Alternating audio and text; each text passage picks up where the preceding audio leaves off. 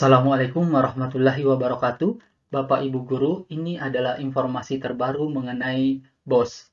Dana BOS dan BOP haram dibelanjakan untuk ini.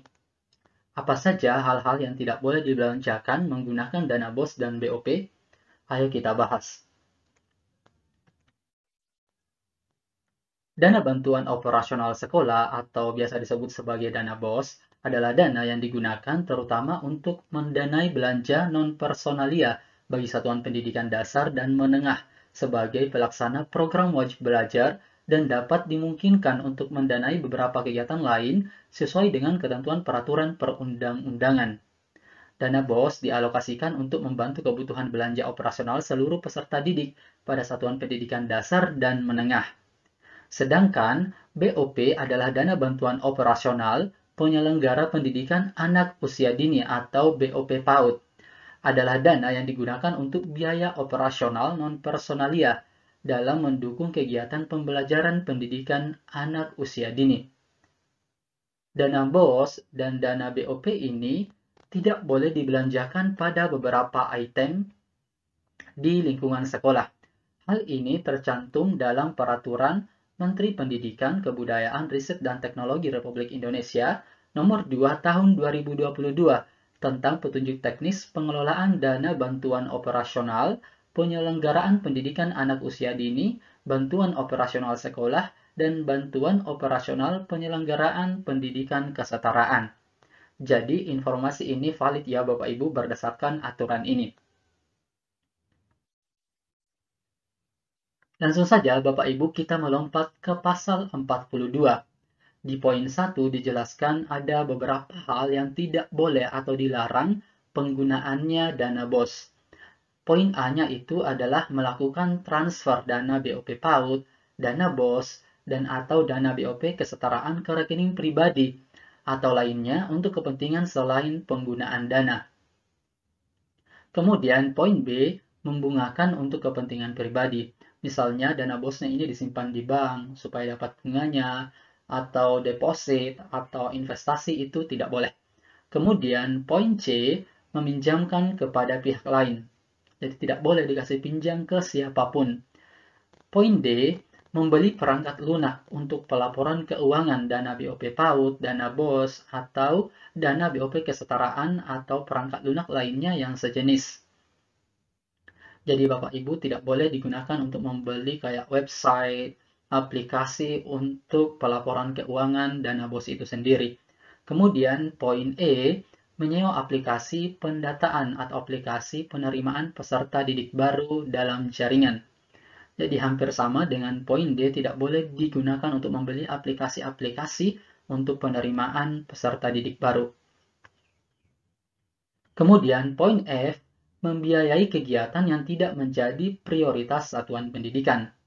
Poin G, membiayai kegiatan dengan mekanisme iuran, kayak yang rutin bayar-bayarnya, itu tidak boleh. Kemudian poin H, membeli pakaian, seragam, atau sepatu bagi guru atau peserta didik untuk kepentingan pribadi yang bukan inventaris satuan pendidikan. Jadi tidak boleh dibelikan seragam, misalnya seragam olahraga untuk guru atau untuk peserta didik, atau seragam olahraga untuk peserta didik, misalnya seragam batik kah, dan seterusnya untuk kepentingan pribadi guru ataupun peserta didik itu tidak boleh kecuali untuk inventaris satuan pendidikan. Misalnya, pihak sekolah membeli seragam olahraga tapi inventaris satuan pendidikan. Jadi setelah siswa misalnya mengikuti lomba tertentu, baju itu bisa tetap disimpan dan bisa digunakan oleh peserta didik lain atau adik kelasnya atau peserta didik baru ketika mengikuti lomba yang sama bisa memakai baju itu. Tapi baju itu diinventaris untuk satuan pendidikan. Kemudian poin I, memelihara prasarana satuan pendidikan dengan kategori kerusakan sedang dan berat. Jadi ini tidak boleh dibelanjakan untuk memelihara prasarana satuan pendidikan dengan kategori kerusakan sedang dan berat, kecuali ringan itu bisa. Kemudian di poin J, membangun gedung atau ruang baru. Meskipun nih dana bosnya banyak sekali, tapi tetap tidak bisa digunakan untuk membangun gedung atau membangun ruang kelas baru. Itu tidak boleh.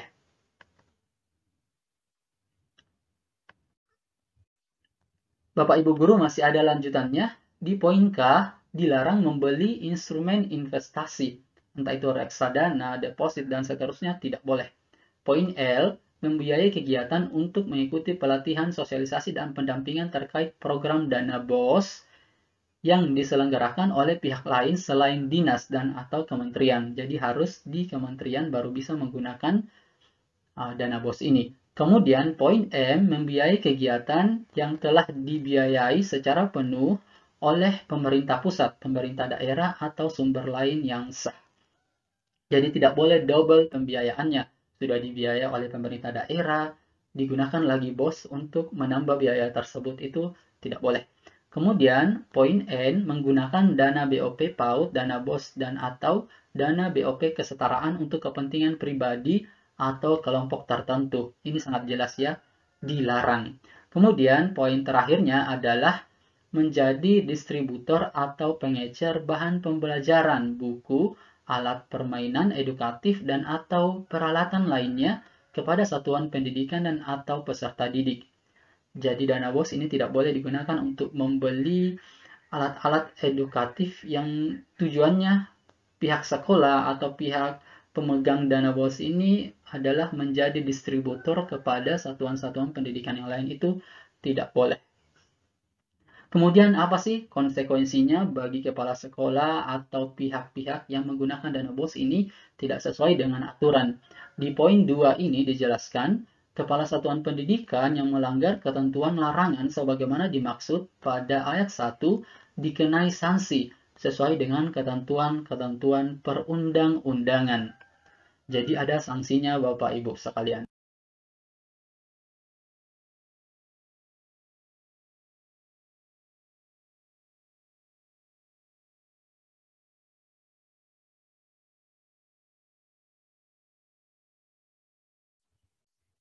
Oke, Bapak Ibu Guru, sekian informasinya. Semoga menambah wawasan Bapak Ibu Guru, termasuk juga saya.